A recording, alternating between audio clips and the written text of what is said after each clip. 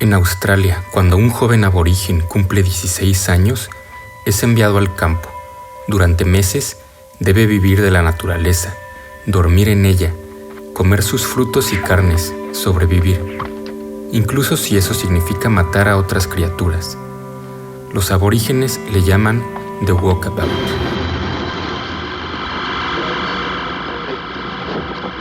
Este rito de iniciación da título al segundo largometraje del director británico Nicholas Roeg, estrenada en 1971 y ligeramente basada en una novela del escritor James Vance Marshall. Es considerada pionera de la nueva ola australiana. En su momento, no logró un éxito comercial destacado, pero con el paso del tiempo ha sido revalorizada como una obra maestra del cine mundial. La historia ocurre cuando una joven adolescente, interpretada por Jenny Agutter, y su pequeño hermano, Luke Roeg, hijo del propio director, provenientes de la gran ciudad en Sydney, terminan varados en una desolada región del campo australiano, después de un insólito incidente con su padre. Australia es una enorme masa de tierra en la que el 70% es árida o semiárida. Perderse en este gigante desierto probablemente sería fatal. Los hermanos vagarán los primeros 2 días entre la inmensidad de la tierra salvaje.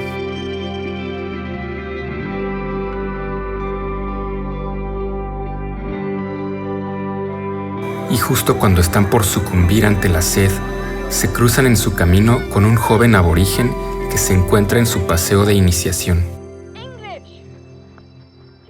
La película se puede interpretar en varias capas o niveles, desde la evidente trama de supervivencia en la región salvaje,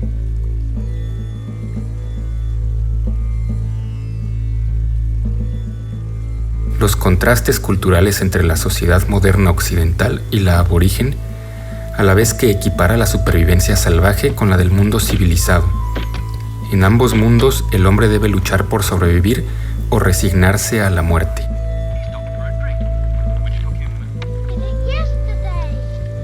Otro aspecto del filme es el paso a la adultez y las nuevas emociones propias de la edad en ambos jóvenes.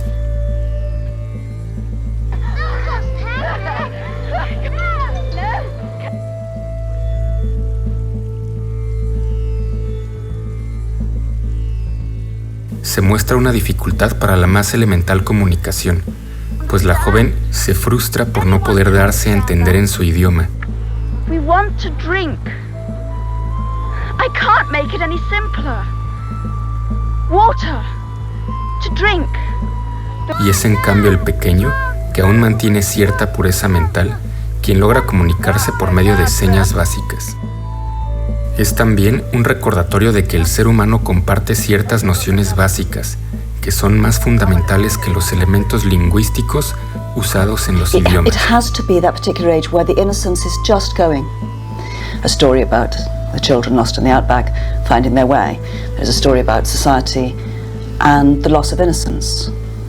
And the film is about losing one's innocence and not being able to go back. Once you've gone to a certain stage, and that is our Western society.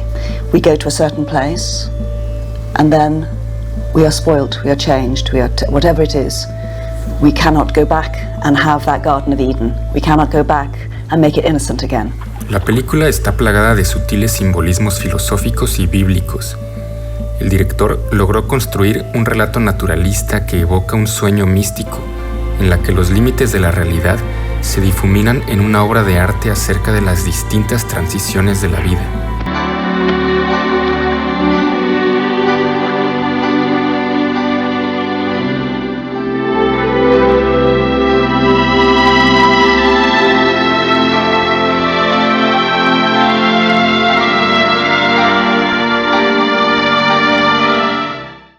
Es necesario citar la obra del filósofo alemán Oswald Spengler, recordado principalmente por La decadencia de Occidente, publicada en 1918. El modelo histórico de Spengler postula que las culturas y civilizaciones humanas son similares a las entidades biológicas, cada una con una esperanza de vida limitada y un ciclo de vida predecible y determinístico. Dentro de ese postulado, la civilización de Occidente se encontraría en su etapa de decadencia. la cual no indica un colapso próximo, pues aún se mantiene funcionando mediante los mecanismos técnicos, tecnológicos y económicos.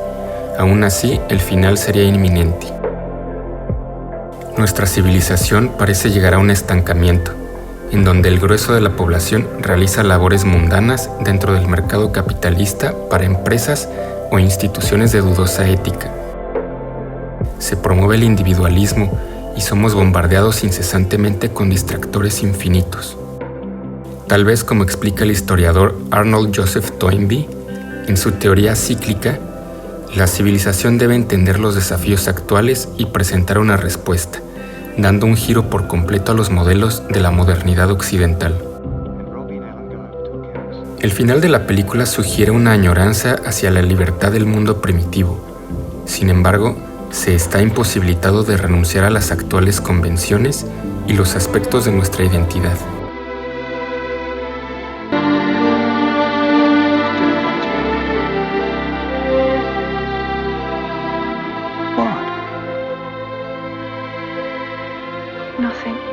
Visualmente, Walkabout, que fotografió el mismo Roeg, se caracteriza por su singular estilo de precisas composiciones, cortes transversales y la yuxtaposición de eventos o entornos.